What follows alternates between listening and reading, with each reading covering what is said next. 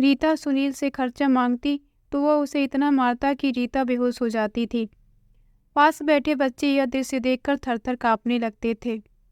9 साल की बेटी मोनी ने स्कूल जाने के बहाने मार्केट में सफाई करना शुरू कर दी थी और छुट्टी के समय कुछ पैसे इकट्ठे करके घर आ जाती थी और माँ को पैसे देकर कहती कि स्कूल में गरीब लोगों को कुछ लोग पैसे दे जाते हैं और आप पिताजी से पैसे ना मांगा करें। एक दिन सुनील ने मोनी को कचरा साफ करते हुए देखा तो उसे घर लाकर बहुत मारा। अचानक मोनी ने आसमान की तरफ हाथ उठाए प्रार्थना की तो सुनील के पैरों तले जमीन निकल गई, क्योंकि ए लड़की ठीक से सफाई कर वरना तेरे पैर काट लूंगा। बड़े गुस्से से दुकानदार ने मोनी को आंखें दिखाते हुए कहा था। 9 साल की मोनी हाथ में झाड़ू पकड़े झाड़ू लगाने लगी। दुकानदार कहने लगा, दुकान के अंदर भी सफाई करो। वह एक कपड़े का मार्केट था जहाँ पर लेडी ड्रेस कपड़े बिकते थे। दुकानदार ने मोनी को सफाई के लिए रखा हुआ था। मोनी खाकी कुर्ते के साथ खाकी रंग की सलवार पहनकर सुबह सुबह ही काम मांगने पहुंच जाती। पहली बार जब वो काम मांगने के लिए इस मार्केट में आई तो दुकानदार ने उसे सर से पैर तक देखा था। कहने लगा, देखने में तो ऐसा लग रहा है जैसे तुम स्कूल से भागकर आई हो। मोनी कहने लगी, नहीं साहब, गरीब हूँ, पहनने के लिए कपड़े नहीं है। एक बच्ची ने अपना यूनिफॉर्म दे दिया है, इसीलिए पहन कर आ गई। मुझे नौकरी पर रख लो साहब, मुझे पैसों की बहुत ज़रूरत है। वह दुकानदार कहने लगा, तुम भला मेरे किस काम की, तुम बहुत छोटी हो और दूसरा लड़की हो। कोई लड़का होता तो मैं उसे अपनी दुकान पर रख लेता, छोटे मोटे काम भी करवा लेता। लड़की से कौन दुकान पे काम करवाता है। वह कहने लगी, मैं आपकी दुकान की सफाई कर दूंगी, झाड़ू लगा दिया करूंगी। वह कहने लगा, हाँ, इस काम के लिए मैं तुम्हें रख सकता हूँ। फिर उसने सामने दुकानदारों को इशारा किया, कहने लगा, क्यों भाई, इस लड़की को सफाई के लिए रख लेते हैं। यह हमारी दुकान की सफाई कर दिया करेगी और यह गैलरी भी साफ कर दिया करेगी, क्योंकि जब ग्राहक आते हैं तो बड़ा मजाक उड़ा कर जाते हैं। सामने बैठे कुछ दुकानदार ने भी हामी भर ली और इस तरह मोनी की नौकरी लग गई। वह रोज आती और झाड़ू लगाने लगती। उसने दुकानदारों से पहले ही कह दिया था कि मुझे रोज के रोज अपने काम के पैसे चाहिए, इसलिए जैसे वह सफाई करके फ्री होती सब दुकानदार उसे पैसे दे देते। कोई 20, कोई 30, किसी को ज़्यादा तरस आ जाता तो 40-50 भी दे देता। वह सारे पैसे इकट्ठा करती और अपने बैग में रख लेती। घर से वह स्कूल पढ़ने के लिए निकलती, लेकिन स्कूल जाने के बजाय फुटपाथ पर समय गुजारती। जैसे ही स्कूल के करीब बनी मार्केट खुलती तो सफाई के लिए चली जाती। मार्केट की सफाई करके वह पैसा जमा करके अपने बैग में रख लेती। दुकानदारों को यही बताया गया था कि वह गरीब है, स्कूल पढ़ नहीं सकती, यूनिफॉर्म मुझे किसी बच्ची ने दिया है, लेकिन ऐसा कुछ नहीं था।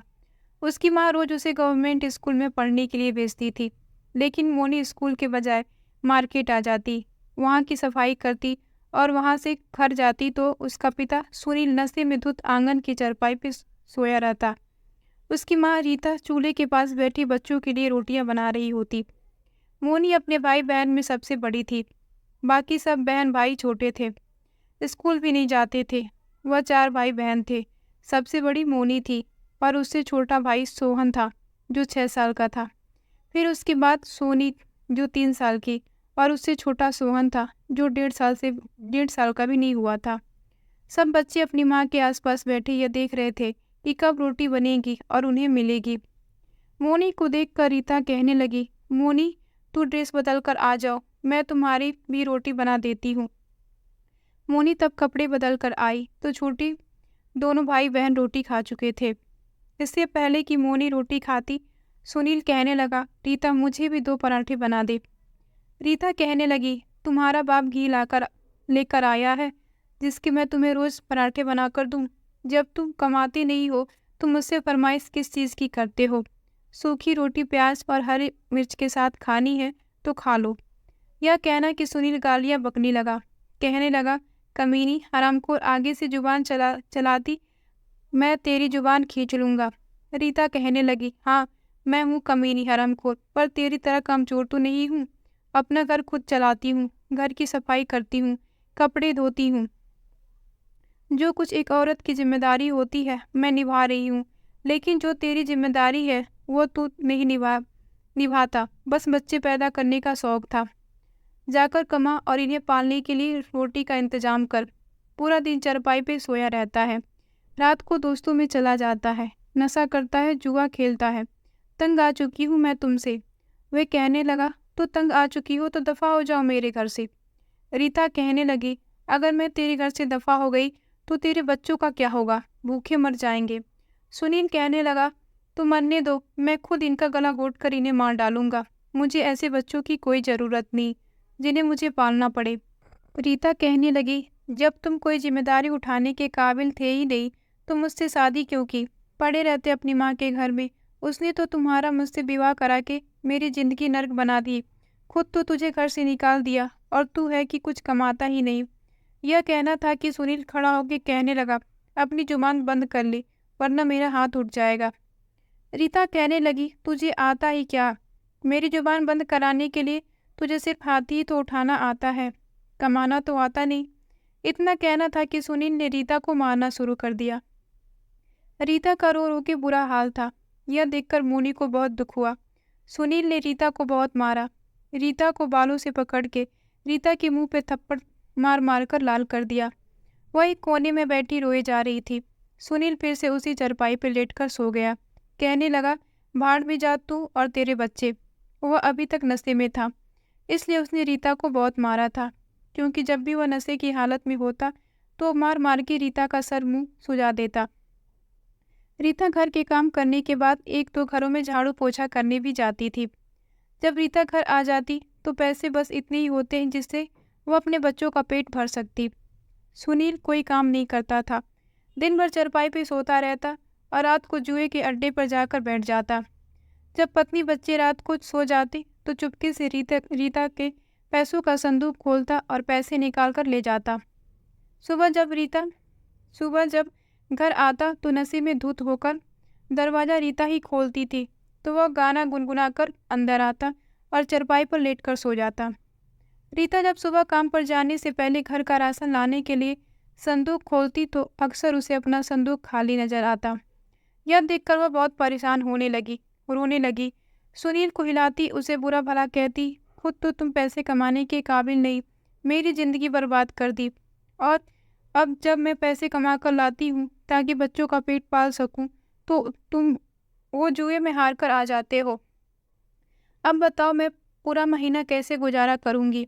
वह लड़ने लगती, रोने लगती, लेकिन सुनील इस कदर नशे में होता कि उसे कोई जवाब नहीं देता, सोया रहता। वह बेचारी रोने लगती। मोनी अपनी माँ की हालत देखती तो उसे बड़ा तरस आता था। छोटे छोटे भाई बहन थे जिन्हें वह पूरा दिन संभालती थी और उसकी माँ नौकरी पर जाती थी। एक बार तो सुनील की रीता से लड़ाई हुई तो उसने रीता का सर फाड़ दिया। उस समय मोनी फौरन माँ का हाथ पकड़ के उसे डॉक्टर के पास ले गई।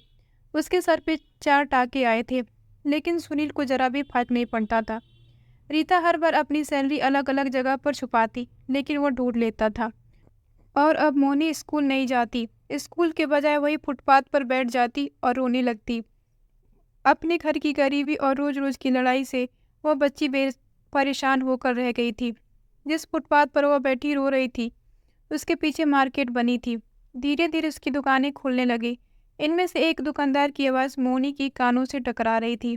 वे कह रहा था कि पूरी दुकान में मिट्टी फैली होती है, पहले दुकान की सफाई करो फिर जाकर माल सेट करो, इतना समय लग जाता है।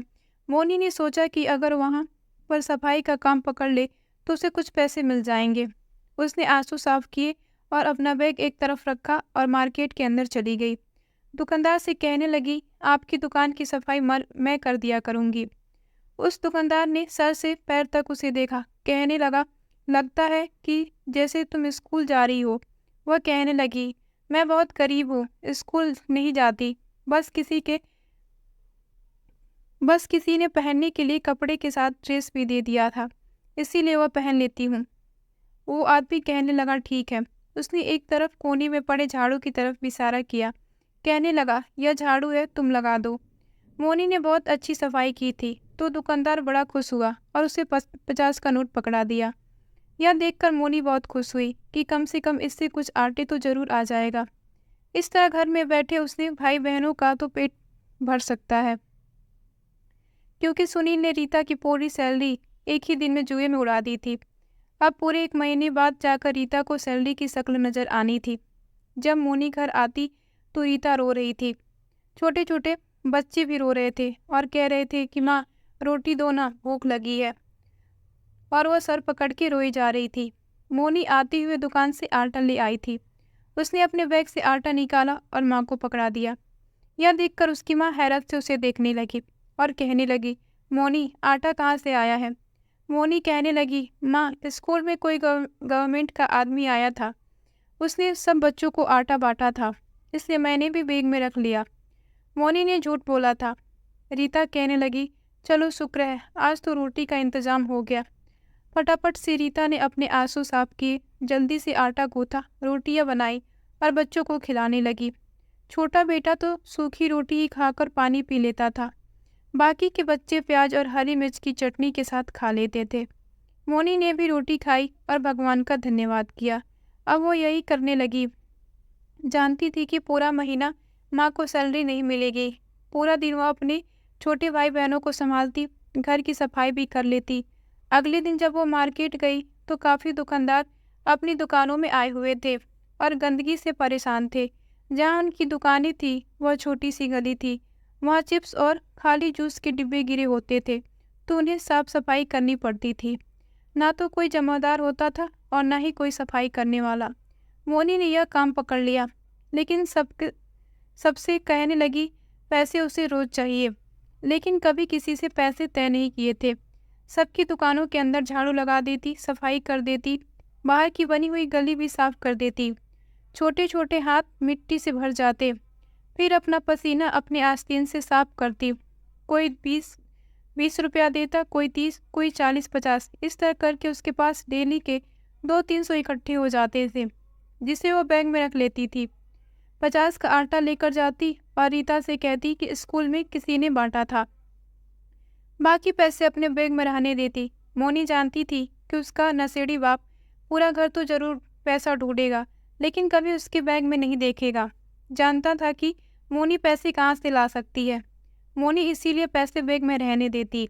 1 महीने बाद 3000 जमा हो गए। इस महीने रीता की तबीयत बड़ी खराब हो गई। उसे बहुत तेज बुखार था। मोनी बार बार कहने लगी, माँ चलो ना, तुझे डॉक्टर के पास ले जाऊं। लेकिन वह कहने लगी, अब तो खाने के लाले पड़ रहे हैं। वह तो पता नहीं कौन भला इंसान है जो रोज स्कूल में आटे बांट जाता है, तो हमारा गुजर बसर हो रहा है। मैं दवाई के पैसे कहाँ से लाऊंगी? मोनी कहने लगी, आप मेरे साथ चलो, पैसा की चिंता ना करो। वह अपनी माँ को ज़बरदस्ती डॉक्टर के पास ले गई। डॉक्टर की फीस के लिए जब उसने 500 का नोट निकाला तो रीता परेशान हो गई थी। डॉक्टर ने 300 की दवाई दी और 200 वापस कर दिए। वापसी पर रीता ने घर आते ही मोनी से पूछा कि 500 उसके पास कहाँ से आए। मोनी जानती थी कि रीता की बस एक ही इच्छा है कि मोनी अच्छा पढ़ लिख जाए, ताकि जैसी गरीबी की ज़िंदगी रीता जी रही है ऐसी ज़िंदगी मोनी ना जिए। लेकिन मोनी बहुत मजबूर थी। छोटे भाई बहनों को अपने सामने रोते हुए भी नहीं देख सकती थी, जिनकी खुराक ही बस रोटी थी, जिस पर रीता के सारे बच्चे सब्र करके बैठ जाते थे। रीता ने मोनी से पूछा कि तुम्हारे पास पैसे कहाँ से आए? मोनी कहने लगी, वो जो आटा दे जाता है, आज हमारी क्लास के सारे बच्चों को 500 देकर गया था। जैसे ही घर आने लगी तो मोनी कहने लगी, माँ इन रुपयों का राशन ले जाते हैं। अगर यह रुपया आप लेकर जाओगी तो पिताजी से छीन लेंगे। रीता अपनी समझदार 9 साल की बेटी को देखने लगी, जो उम्र में बहुत कम थी, लेकिन बात बिल्कुल ठीक कह रही थी। उसने घर का राशन का सामान खरीद लिया। इस तरह मोनी रोजाना घर के लिए पैसे देती रहती थी और यही कहती कि स्कूल में उससे मिले हैं। अब तो बहुत सारे लोग उससे अपनी दुकान की सफाई करवाने लगे थे। मोनी डेली का 400 से 500 कमाने लगी थी। लेकिन उसी समय मोनी का पाला एक ऐसे दुकानदार से पड़ा जो कि अच्छी नीयत का नहीं था। मोनी जब भी उसकी दुकान की सफाई के लिए अंदर जाती तो बहाने बहाने से उसका हाथ पकड़ने की कोशिश करता। जब मोनी उसकी दुकान पे झाड़ू लगाने लगती तो वह उसका हाथ पकड़ लेता। मोनी हाथ छुड़ाने लगती तो वह मुस्कुराने लगता, कहता मैं तो 100 रुपये दूंगा। मोनी कहने लगी, वो क्यों? वो कहने लगा, अगर तुम अपने हाथ मुझे पकड़ने की अनुमति दो और शोर न मचाओ। यह सब सुनकर मोनी उसकी दुकान से बाहर निकल गई। बेशक वह बहुत छोटी थी, लेकिन लोगों की नीयत को अच्छी तरह से जानती थी। वह दुकानदार बार बार उससे कहता कि सबसे ज़्यादा पैसे अपनी दुकान की सफाई के दूंगा, लेकिन वो मना कर देती। मोनी ने अच्छे पैसे जमा कर लिए थे। जैसे वह घर पहुंची तो सुनील और रीता की लड़ाई हो रही थी। सुनील ने रीता के बाल पकड़ रखे थे और कहने लगा, कमीनी बता, तूने पैसा कहाँ छुपा रखे हैं? अगर आज तूने मुझे पैसे ना दिए तो मैं तुझे जिंदा नहीं छोड़ूंगा। इतना मारूंगा कि तुम्हें इस दुनिया से उठ जाएगी। यह सुनकर सब बच्चे डरे खड़े थे। एक कोने में एक दूसरे के साथ चिपक कर खड़े थे। मोनी घर पहुंची तो वो अभी डर गई। सुनील कहने लगा, रीता पैसे दो। वह कहने लगी, तुम मुझे जान से भी मार दे, लेकिन अब मैं तुझे अयासी के लिए अपने पैसे नहीं दूंगी। जाकर खुद कमा और अयासी कर, हमारा पीछा छोड़ दे। लेकिन वह बार बार रीता को मार रहा था। कह रहा था, मुझे दारू चाहिए, मेरा शरीर टूट रहा है, मुझे दारू नहीं मिली तो मुझे कुछ हो जाएगा। रीता कहने लगी, तू मर भी जा तब भी मैं तुझे पैसे नहीं दूंगी। तेरे जिंदा रहने का वैसे भी मुझे कोई फ़ायदा नहीं। पहली बार मोनी अपने बाप की शर्ट खींचकर उसे अपने माँ से पीछे करने में कामयाब हुई थी। वैसे भी नशा कर करके सुनील की सेहत काफ़ी खराब हो चुकी थी। मोनी ने उसे बड़ी मुश्किल से शर्ट से खींचकर पीछे किया। पिताजी बस करो, नहीं है माँ के पास पैसे। सुनील ने मोनी को पकड़ के पीछे धक्का दिया था। वह बेचारी जमीन पर जा गिरी थी। सुनील रीता से बार बार पैसे मांग रहा था। उसे पता था कि रीता को सैलरी मिल गई होगी। रोने धोने के बाद आखिर सुनील ने पैसे ढूंढ लिए थे, लेकिन उसे आधी मिली थी जो वह लेकर जा चुका था। रीता रोने लगी, बुरा भला कहने लगी, इससे तो अच्छा कि मैं बिना पति की ही जिंदगी गुजार लूं। इस आदमी ने तो मेरी जिंदगी को नर्क बना के रख दिया है। मोनी ने कहा कि माँ आप चिंता मत करो, भगवान हमारी मदद जरूर करेगा। वह कहने लगी, पूरा महीना कैसे गुजारूंगी? एक तो सैलरी पूरी नहीं मिली, लोगों के घरों की सफाई करके बर्तन मांजकर मुझे इतने पैसे मिलते हैं कि मैं अपने बच्चों को पाल सकूं, और यह कमीना हरामखोर सारे पैसे जुए में उड़ा देता है। काश कि मेरे माँ बाप मेरा रिश्ता करने से पहले इस कमीने के बारे में छानबीन करवा लेते तो आज मेरी ज़िंदगी बर्बाद ना होती। यह कहते हुए वो रोने लगी। मोनी ने अपने छोटे छोटे हाथों से अपनी माँ के आंसुओं को साफ किया था। रीता रोए जा रही थी। रीता ने मोनी को अपने साथ लगा लिया। कहने लगी, सोच रही हूँ एक आध और घर पकड़ लूँ और इस कमीने को ना बताऊँ, ताकि मेरे बच्चों को रोटी खाने को मिल सके। मैं तो अपने बच्चों को कपड़े तक नहीं लेकर देती, हमेशा दूसरों के उतरन ही पहनते हैं। बस एक रोटी तो है जो तुम लोगों को खिलाती हूँ। मोनी अपनी माँ के आंसू साफ कर रही थी। रीता ने सब बच्चों को अपने पास बुलाकर उन्हें प्यार किया। रात से सुबह हो गई थी, लेकिन सुनील वापस नहीं आया। मोनी स्कूल के लिए तैयार हुई, रोज के जैसे मार्केट में झाड़ू लगाने लगी। अचानक से उसकी नज़र अपने बाप पर पड़ी थी। वह भी उसे देख रहा था। गुस्से से चलता हुआ उसके पास आ गया और उसकी चोटी पकड़ ली। कहने लगा, कमीनी, घर से स्कूल का कहकर निकलती है और यहाँ सफाई करती है। आज तो मैं तुम्हें नहीं छोड़ूंगा। वह उसे घसीटता हुआ घर ले जाने लगा। 2-4 थप्पड़ भी उसे लगाए। घर लाकर उसे जमीन पर मोनी को पटका था। रीता उस समय बच्चों के लिए नाश्ता बना रही थी जब सुनील ने रोती हुई मोनी को घर के अंदर लाकर जमीन पर धक्का दिया था। वह बेचारी जमीन पर गिरी तो सर पर चोट लग गई। फिर वह गालियां बकने लगा। रीता कहने लगी, क्या पागल हो गए हो? ये क्या कर रहे हो? और मोनी को स्कूल से घर वापस क्यों लाए? अभी तो इसकी स्कूल की छुट्टी भी नहीं हुई होगी। सुनील कहने लगा, तुझे होश हो तो पता चले कि तेरी बेटी क्या क्या करती फिरती है। घर से स्कूल का कहकर जाती है और मार्केट में वहाँ कचरा उठा रही थी। रीता हैरान रह गई। मोनी कहने लगी, जिसका बाप माँ से पैसे छीनकर जुए में लगाए, उनके बच्चे कभी पढ़ नहीं सकते। उन्हें अपने छोटे भाई बहन का पेट पालने के लिए कचरा भी उठाना पड़ता है और सफाई भी करनी पड़ती है, और मैं तो मेहनत करती हूँ और उसके पैसे लाती हूँ। पिताजी, अगर तुम्हें इतना ही एहसास है तो तुम खुद क्यों नहीं कमाते? मोनी का यह कहना था कि एक जोरदार थप्पड़ सुनील ने मोनी को मारा। कहने लगा, तेरी भी अपनी माँ की तरह जुबान चलने लगी। मैं तुम दोनों माँ बेटी की जुबान आज काट के रख दूंगा। वह किचन में जाकर छुरी ढूंढने लगा। रीता सुनील के पास चली गई। उसका हाथ रोकने लगी, क्योंकि अगर उसके हाथ छुरी लग जाती तो दोनों माँ बेटी को शायद वह जान से मार डालता। वह बहुत गुस्से में था। मोनी ने आसमान की तरफ देखा, आंसू बहाने लगी। पहली बार दिल से आह निकली थी। रीता ने सुनील को धक्का दिया ताकि वह पीछे हट सके। वह पीछे जाकर जोर से गिरा। दरवाजे का कोना उसके सर पे लगा था और इस तरह से 3-4 कील बाहर निकल रहे थे, जो कि बड़ी जोर से सुनील के सर में घुस गए। सुनील रोने लगा और बिलखने लगा, तड़पने लगा।